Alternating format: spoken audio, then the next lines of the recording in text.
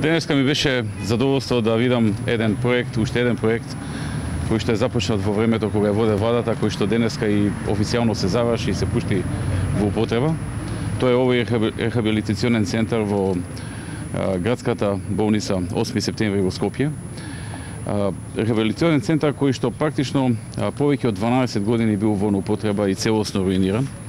И по еден инвестиционен зафат за кој што се донесе одлука на почетокот на 2015 година, а се започна процедурите некаде кон средината на 2015 година.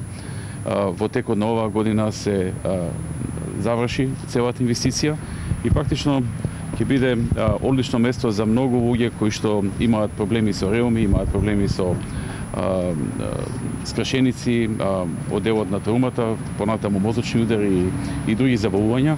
Овде да ја вршат хидротерапијата и други терапии кои што се потребни за нивното оправување, оздравување. Така што ова е нешто што постоеше, но заради руинираноста над 12 години беше во употреба. Сега се со инвестиција од 25 милиони денари се стави во употреба и практично од понеделник ќе може пациентите да го користат и да биде во нивна корист.